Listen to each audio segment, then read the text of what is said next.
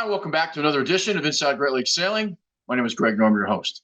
Well, we're finally in the middle of racing and summer and all that goes with the hot weather and certainly humidity that builds up, and we're enjoying all of that Mother Nature can bring us.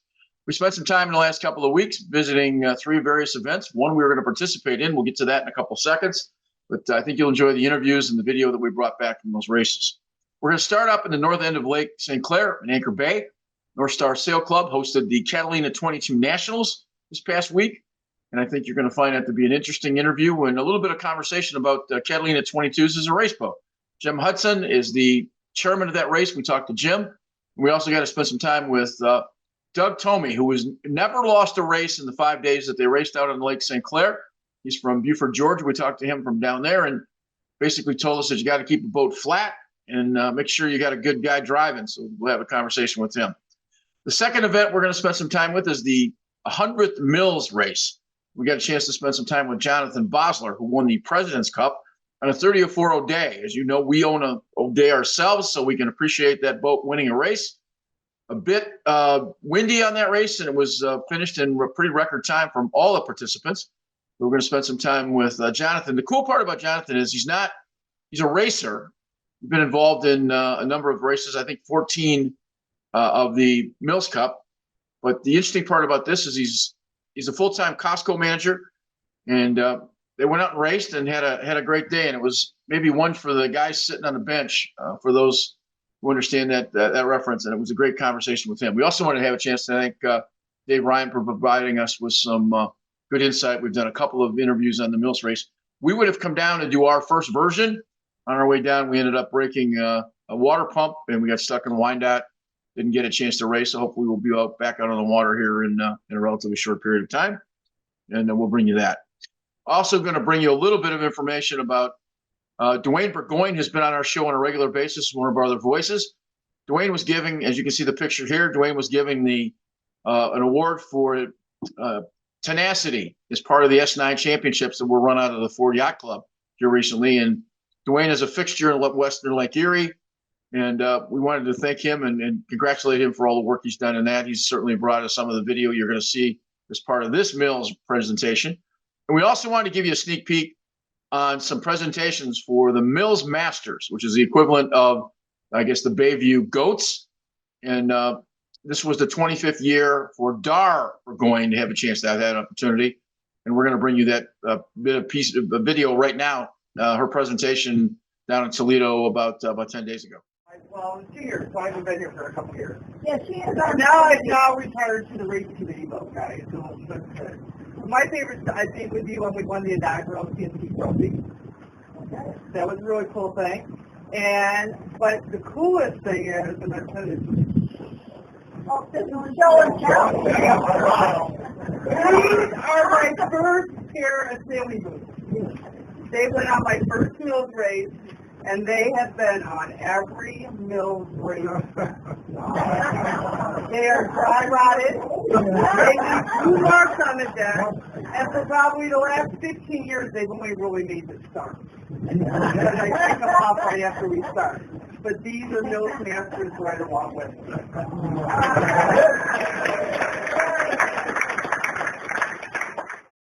Want to congratulate Dar and all the other folks that were part of that Mills Masters party, and it's always nice to celebrate that opportunity. When you get to the Mills portion of this show, check out the trophies, because you're not going to find many races that have a bigger collection of trophies than that one for sure. In the last part of this show, we're going to bring you something I think relatively unique. We've been on the One Design kick lately. Last week we were involved with the Bayview's Hallie Hansen Super Series Regatta that was held, the One Design down at Bayview. And this week we're going to spend some time at Crescent, which is my home club. Rob Wood and Yuli Gulsweider were co-chairmans on the event along with Susie McGrath. And once in a while you come across an event, regardless of what the activity might be. In this case, obviously it's sailing. That's very unique and very special. And I think that the One Design premise that they're sort of propagating again, sort of coming full circle without having to worry about OCR, ORC, I get those acronyms correctly, and certainly PHRF. One Design seems to be on a comeback. And if the race at Crescent is any indication of that, I think you're going to find out that this might be a staple, certainly in the racing calendar in a few years.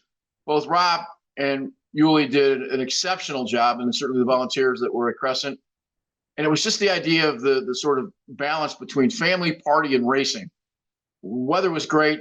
The facilities and the conditions were phenomenal, and we just wanted to give them a pat on the back because it was something I think up and above the normal kind of process. So we get a chance to spend some time doing that. And while we were there, we had a chance to talk to Kristen Perry and Susie McGrath. And if you're a woman looking for clothing that fits, that's related to sailing, you're going to want to hear this here, the highlight about 10 knot clothing provided by them. They kind of their kickoff at the regatta. And I think that'll be something that'll be fun and enjoyable to watch.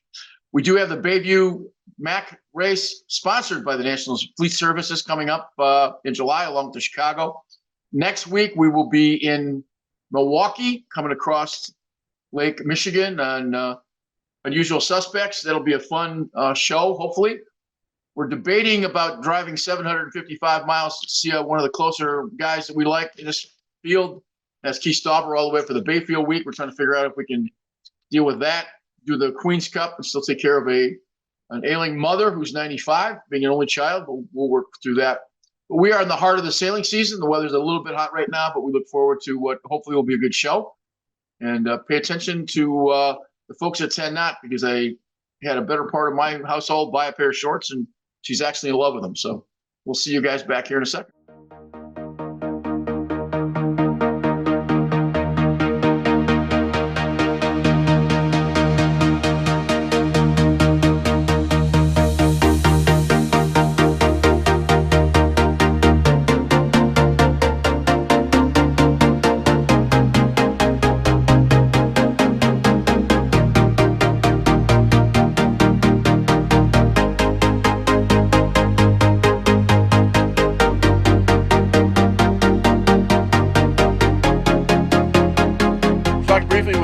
Who is the race director here for the Catalina 22 Nationals at North Star Sail Club. It's gone well. This is the last day, Thursday. Yes. A little bit of weather coming in. A little bit. You guys have been really fortunate to have some unbelievable weather the last few days with gusts and all kinds of stuff. So talk about the race. Oh, it's been great. We have people come from like 15 different states for this regatta, and we've run 9 races here in 3 days, and it's worked out just outstanding. The weather's been good. Everybody's been happy. It's been just a really good week. Have you ever run a race this large, this size? Myself? Yeah. Yes, I happened to run the Huron Challenge double-handed race, international race up in Lake Huron, actually twice. So. Okay. So you have some experience. What do you know now that you didn't know 3 weeks ago? Well, one thing you don't know is how the weather's going to work. That's something that's completely out of your control. We got lucky. We got some really good Michigan weather.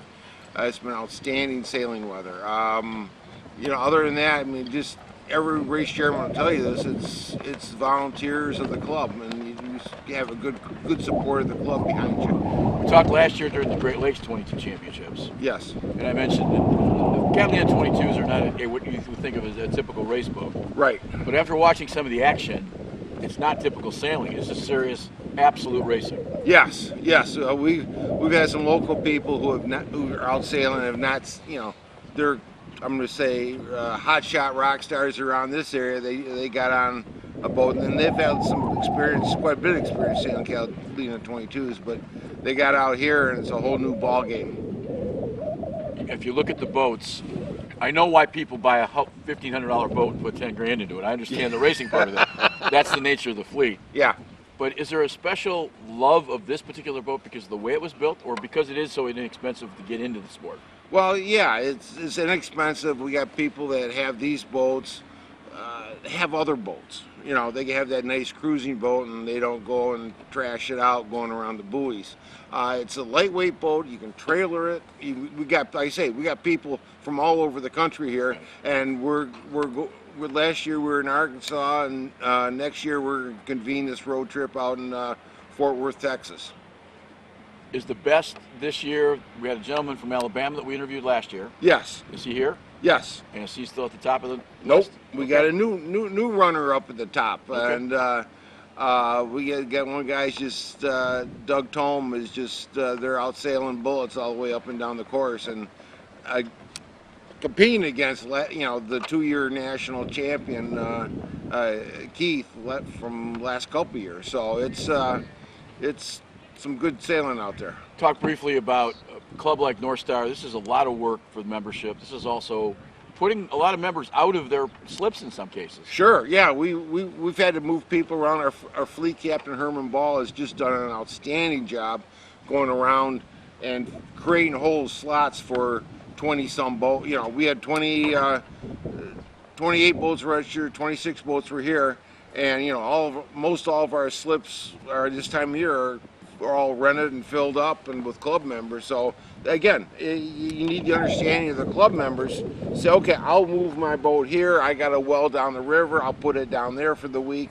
It's just the way it is. It's what you need. You gotta be happy with your membership. Oh, what a membership! Yeah, they're really good. We got at this club we got some really good. We got all kinds of people. We got some people that competed in worlds and in fins and everything else, and we have people who just like going out cruising and don't ever want to see a race buoy in their life. But there's all kinds of sailors out there nowadays, as you well know. Jim, thanks for your time. Okay. We're talking to Douglas Thome, who this past week was crowned the Catalina 22 National Championship on Lake St. Clair, coming out of North Star Yacht Club. They had the championships this past week, and Douglas, if I'm not mistaken, you did not lose a race. Luckily, we had good fortune on our side. We were able to go straight bullets. To put ones up on that yacht scoring board for the entire week is a masterful craft. And maybe talk a little bit about the race, and we'll get into the logistics about your sailing background. But I should first of all congratulate you for being crowned the champion. And you're from Beaufort, Georgia, so you kind of came up. So this is a real championship because 14 states were represented in this championship this past week that was sponsored by Catalina 22s. Yeah, we had, I think, 22 boats in our fleet for the week. What makes you faster than everybody else? Probably my driver. I've been sailing with Justin Chambers for years. We've competed in a number of national championships, not only in C22s but other classes as well. Why Catalina 22? It's not exactly what you would consider a race boat. They're all the same, though. It's one design racing. Okay. And I guess about 20 years ago, there were a couple older club members that had Catalina 22s and been sailing them for years, and they egged us on to get into the class. So we had our first Catalina 22 regatta, I guess, in 2004. We first raced the boat. Well, not this particular boat, but our first Catalina 22. Your sailing career started in Pennsylvania as a small child, and you've been in commercial real estate in the Georgia area for about 30 years. But you've been sailing your whole life, so this is not. You've been successful. I took a break from high school till my mid-30s. Okay. And then got back into it pretty heavily. Does a 22 make it fun to race because it's trailerable? You don't have to worry about the logistics. You can put it on a trailer and go. That's one of the reasons. It's a low cost boat, so you don't have a huge investment in it. And like I said, it's one design, so the competition's pretty fair up. It is easy to trailer and launch. So it's a great family boat. We have a lot of families in the class. You were there at the club. There were several families represented, just spending their vacation racing on this Catalina 22. The conditions were, I think, pretty magnificent. You had good wind most of the week. In fact, maybe a little too much wind a couple of the days, especially the last day. Got a little dicey, especially in the spinnaker class. But were you surprised at your success winning by that much margin, or is that typical for you guys? Well, that's probably the largest margin we've had. But we have done well in the class over the years. And there were a couple boats, competitive boats, that weren't there for whatever reason. So it was just things set up for us for the week. What did you think about sailing on Lake St. Clair in Anchor Bay? Well, as I mentioned to you earlier, Keith Bennett had come back and told us of his experience last year. And he said the one thing you're going to have to contend with is the chop. So we concentrated on that.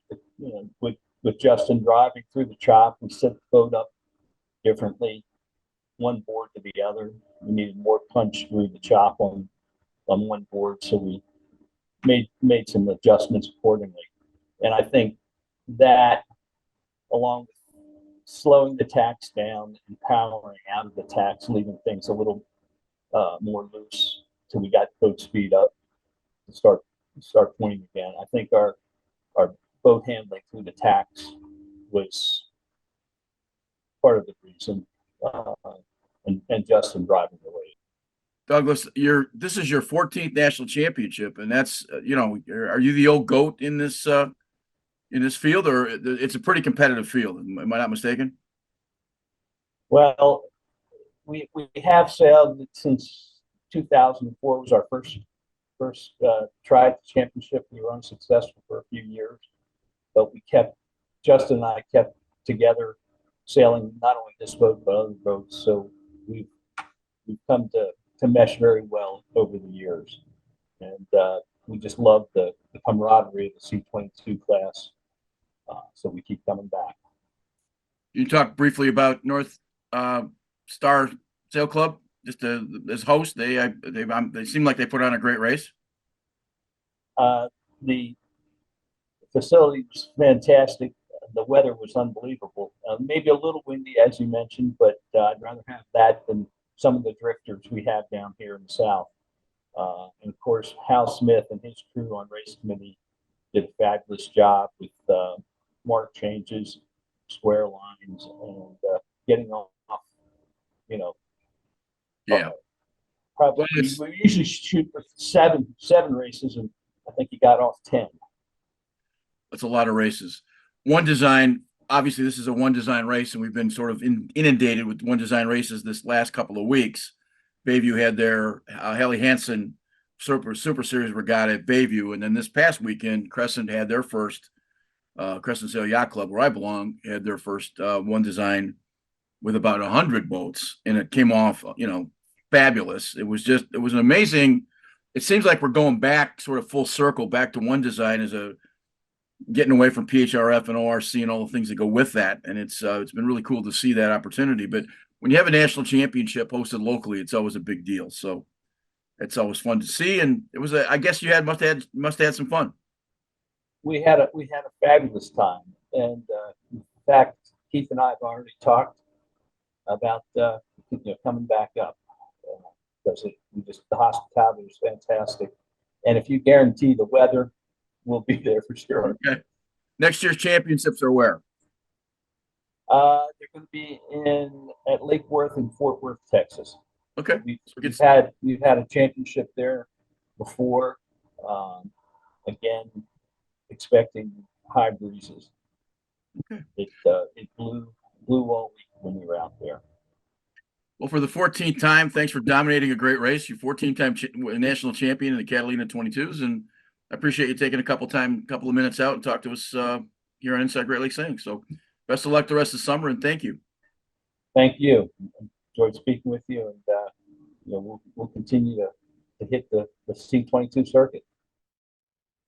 Just want to thank Jim Hudson from North Star and all the folks that were involved in that, and certainly congratulations to Doug Thome from down in Georgia.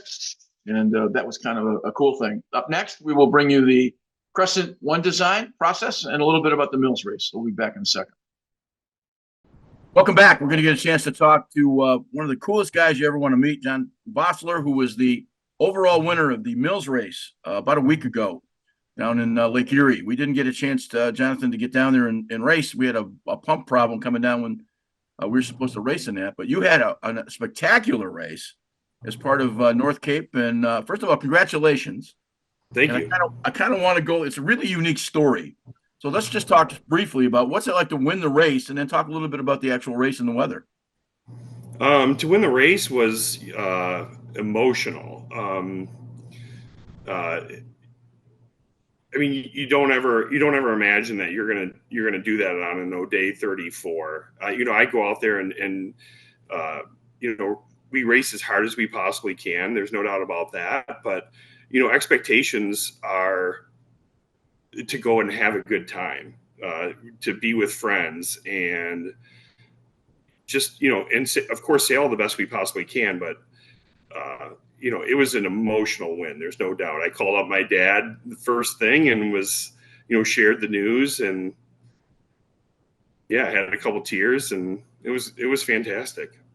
130 some boats that were going to race, about 25 to 28 boats dropped out because of the weather. It was obviously pretty windy and pretty gusty.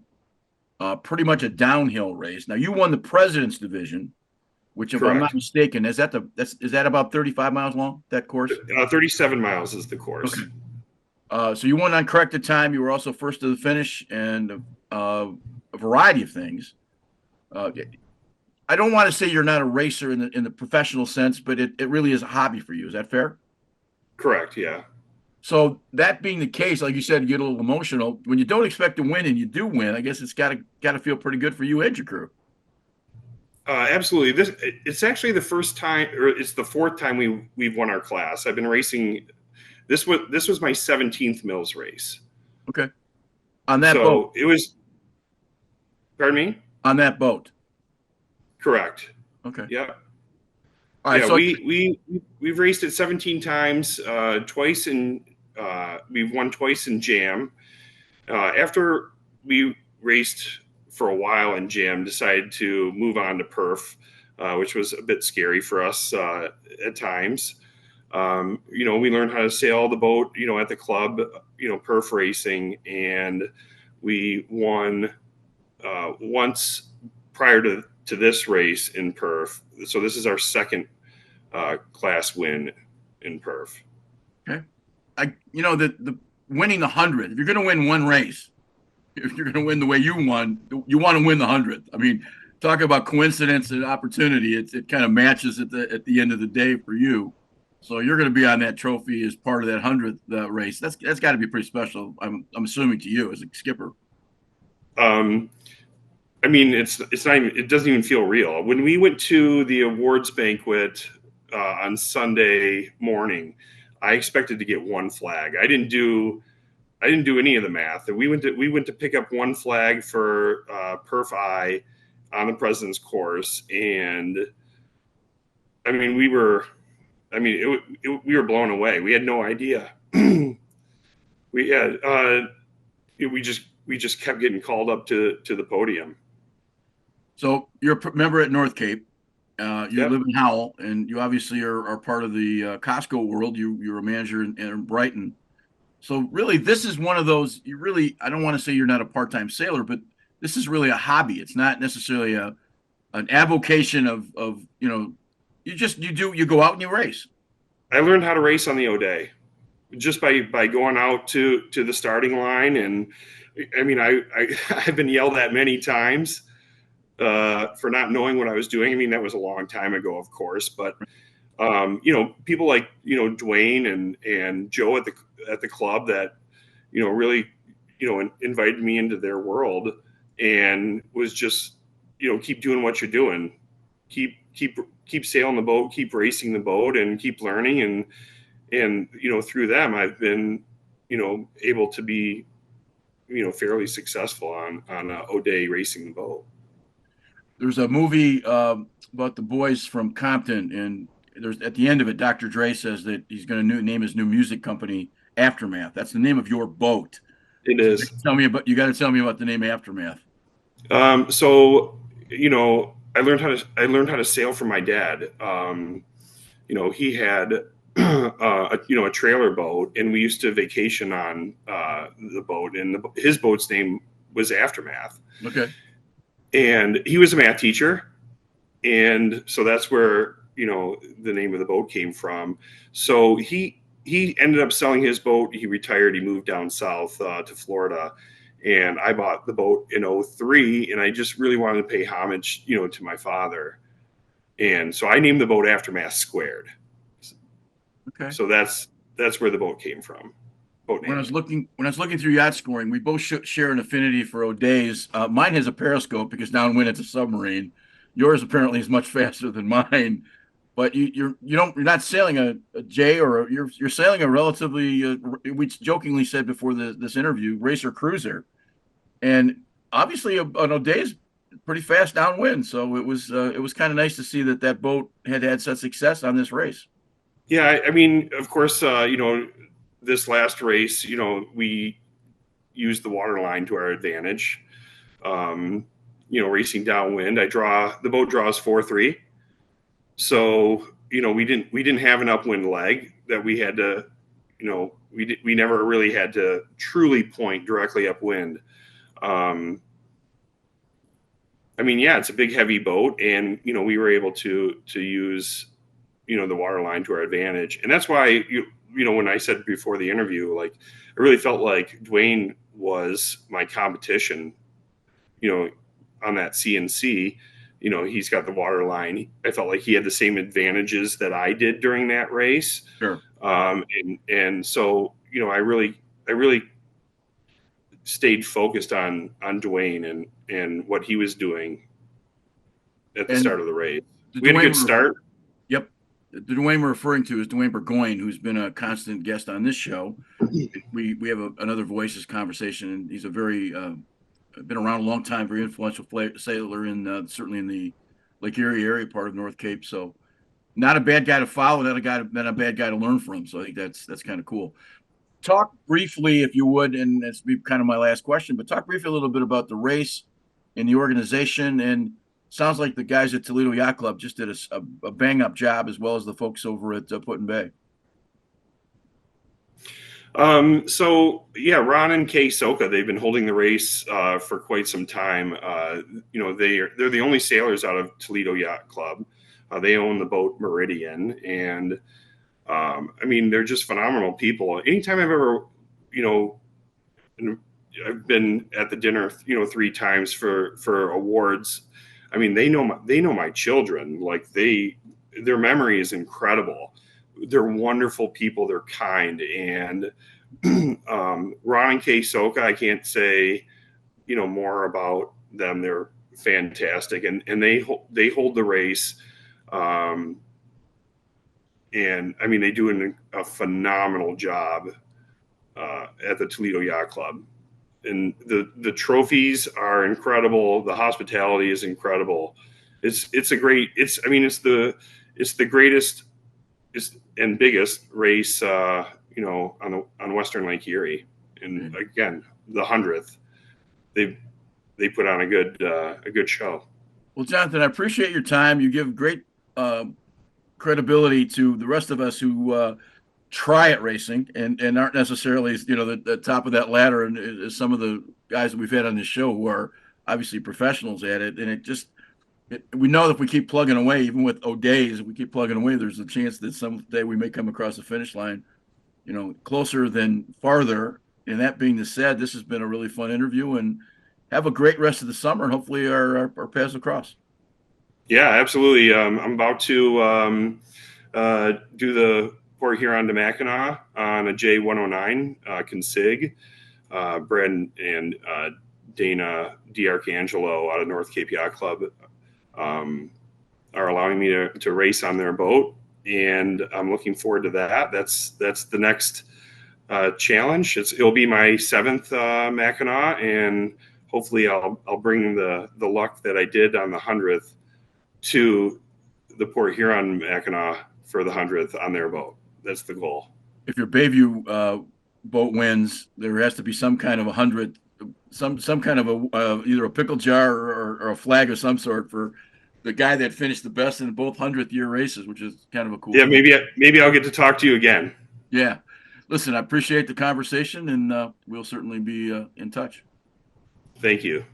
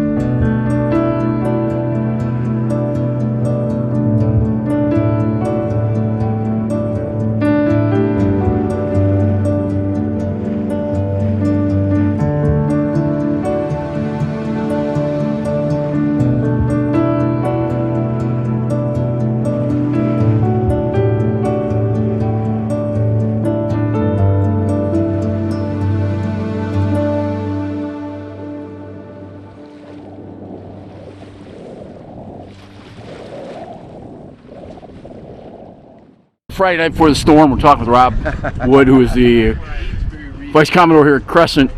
We got a one design coming up. Obviously, everybody's here tomorrow. 87 boats. Am I wrong in thinking that you guys have put more effort into this than you maybe have some other events in the last couple of years? And I say it as a member, but the place looks unbelievably great. Thank you very much. Yeah, there's not a paid employee at Crescent. It's all volunteer, and it's quite an army that puts all this together. I'm so proud of them. It's amazing, all the different committees and coordinating it all. But to have this many people, so we'll have 300 people here this weekend, probably 150 women and probably 150 men, which is the best part. And no ratings, all one design. It's so much fun. So it's sort of a celebration of one design, and we've been wanting to do this for a long time. We have so many one design classes here at the club that this is a chance to promote your fleet, but the camaraderie that comes with it is really cool, and we're just trying to create a nice venue for that, family friendly. Bring your kids, bring your wife, settle down and meet some really great people. When you have so many sort of regional fleets in different parts of the country, certainly we got Scott's here, we've got Lightnings, other places have different kinds. One design is really sort of going to really happen over the next 10 years. Is that fair? Yeah, to me it's come full circle. We've all gone through Perf and ORC, and we've gone around and around and around it. And to come back to this, to me, it's just like coming home, and it's so much fun. So this is a low-cost event. It's under $100. Bring your wife, bring your kids, sail your butt off all weekend, meet some great people, but we keep the costs down, we keep the fun high. We're gonna have a bonfire later on the beach. Just get back to the camaraderie that, was just back to the basics. Back to dinghy racing with friends on the beach. So and all we're trying to do as a club is make that a conducive environment for that. So I'm just proud of the whole effort that everybody put in, and it's fun to watch everybody take a little more pride in the club and bring their friends down and their kids down and watch these new generations come up. So this party has been great.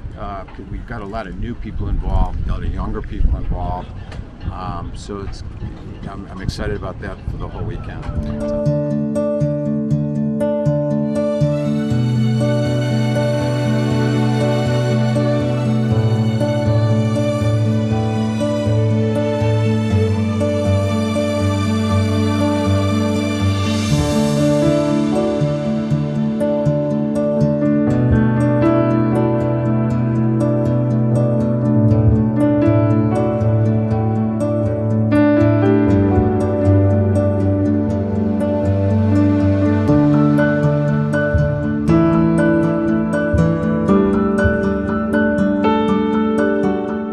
Talking with the founders of 10 Knots, and it's a women's clothing sailing company. You got to explain to me exactly what it is.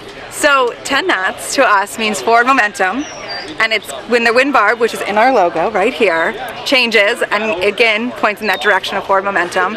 And for us, we are creating clothing for women that are on the water that can actually fit and enjoy the water. So our shorts move with you. By women. By women. Designed, yes. So many times when I started off sailing for Thistles, and everything was men, and they weren't moving with you, they were too low, they just weren't comfortable, and the functionality, the design, the fit, being comfortable. So the fabric, yeah, everything. So we kind of collaborated, and we said, what are we going to do about this? And we brought in another gal as a consultant for our fabric. So we've designed the fabric, the design of the fabric, the stretch, the fit. We have, big pockets. Everyone's like, oh, I need pockets for my phone. Okay, so it's great. Yeah. So I have to assume that unisex is not a term you want to hear. We don't. No. That's exactly. So our philosophy is breaking away from the unisex idea, or the idea that women should make men's clothes fit for them, because that's been kind of the standard in the sailing world, is that, okay, let's just figure out what works for us. And women as problem solvers are solving it, but there's nothing that's a go-to for them. So they're always solving for something new. And we want to create a sailing product for women that solves. Do you have any apparel background or apparel design background of any kind? I do not. I've sailed, so I kind of had the know-abouts of like, what do we need? Like, if someone is, doing bow or helming, and Kristen has the apparel background in marketing and in design, so we're a good fit. When did the company start? That's early. September 2023. Okay. So it's not, you've been around a while. Yep, but literally the products that you're seeing right here arrived by plane on Friday. Yesterday. Okay. That would be yesterday. You have to explain the lapse in time. So for Because the it just takes production that long to cycle, it develop the takes product. exactly. Well, actually, And it for takes us, a little longer. but It takes we- a little bit longer. We actually got really lucky with our fabric, and we're able to get the fabric that was a fine fabric that was actually available at that time. Okay. Otherwise, we would have been 2 months late. So I can't really ask you about sales because this is kind of a kickoff. our Is that first fair? day. This is a kickoff. We should Yes, point out kickoff. that we're at Crescent's One Design Yeah, we're at Sailing Crescent's Regatta, the which is inaugural One Design. so it's a pretty cool event to be able to kick off. Yes. What has been the response? I know the response you're going to tell me has been great, but what has been surprising when you get the response from the women who've looked at stuff? the fabric. I think the fabric and just, oh my gosh, thank you. Like, Yeah. the first thing that's out of their mouth is like, thank you. Like, mean- this is awesome. People who have been these women who are well-known sailors, and before we even explain the fabric or the technical, design of them, they're like, shorts for women? Yes, yes, and they don't even There goes know another what it pair. is yet because there aren't any shorts for women. What do you always unisex. What do you currently offer? So right now we're launching with 3 pairs of shorts, well, 2 currently. So one is called the McGraw, and that's our performance short. So think of that for racers. It has padding, a pillow padding built in, so you can add the padding as you need it. And then we have a cruise short that's for cruising and also, a little bit more of that light racing. And then we're working on a really exciting short for dinghy sailing that's called the MacGyver. That's more technical focused. I get the name MacGyver. Yeah. I don't understand the name McGraw. So McGraw, my grandfather is sailed out of Bayview. He had Irish Mist for years. Very well known. He's done, I should say, well, he did very well with his racing, and even to this day, he would have been well over 100, and he's been passed for 30 years. And he has Irish Mist, and his legacy kind of lives on. And I thought I would bring it into the shorts. Okay, so here's my simple question. Yes. Women are told all the time about different sizes and different. What do you know about your design that if I'm watching this as a woman would really want to clue me in to buy your stuff? So I think it's going to come down to, for me, it's the fabric. The fabric innovation is so advanced, and the way that it's tailored to fit a woman's body. Okay. I think one of the most interesting thing is when we started looking at what's out there in the marketplace, from my apparel background, what I could tell is that a lot of them aren't necessarily fit to a female body. They were actually fit to a female form. And so we really went out, and that's again part of the R&D process of getting this business going is, okay, let's see what's going to flatter everybody that's on the water, and realizing, a lot of people think, oh, sailors, they're small. They're sailors, especially with women of all different sizes and different ages. So how can we make sure that we create something that flatters that female figure of whatever size you are? Are your Right, and sizings I North was- American or European? North American. Okay. And I would So- say also, though, to add to that is not just the fabric, but the waistband. So we have a higher waistband, and then there's like the nice elastic in the back. So it's like it fits nice. It It fits. looks more fitted or formed. A lot of people are tempted to put, or a lot of shorts have pockets on the front. Those aren't necessarily always flattering for women. So we have a hidden pocket on the side that you can fit a phone in. Okay. And we And made here's- sure. wait, Where's the that you head? can There we fit- go. We made sure that you can fit an iPhone Max in it. I asked that question for 2 reasons on the sizing, because in sailing there's a lot of European stuff that was sold. Yep. If you buy something for sail racing, they don't have, for my case, they don't have extra fat. So you have to figure out a shirt that works. And if I get an American size shirt, it's whatever size. If I get a European size shirt, it's got to be 12X. Yeah. I'm obviously exaggerating, but it really, It's a totally different. it it's a angers you when you totally pay a lot of different money for a sizing shirt. grade. Yeah. Yeah. and you get it back in the mail and you bought what you thought was a regular size and Yeah, you no. find you can't put it on your cat. It's Yeah. a totally Yeah. different sizing grade. Okay. So we focus on a U.S. sizing grade. Do you see, and again, this is one of those questions, do you think men's clothing is cut the way they're supposed to? And my point to it is, if this goes successful, does it stay women or does it become more of a... no, we've already had. Yeah, I mean, I think we've had a lot of interest from the men, which is not surprising, and I think we're definitely exploring that and want to explore that because we feel like there's opportunity there. And again, it comes back to, I think there's a sizing opportunity as well as a fabric opportunity. So just to evolve with technology, I think that's one of the things that I give so many brands credit with what they've done with wetsuits and dry suits. I think that they've done phenomenal advancements, but when it comes to what I would say core solids for sailing, shorts, pants, things like that, there just hasn't been the evolution, and that's where we see an opportunity, and that's both men and women. Appreciate your time, but last question, where are you guys based out of? We're based out of Detroit, Michigan. Okay. Thanks for your time. Thank you.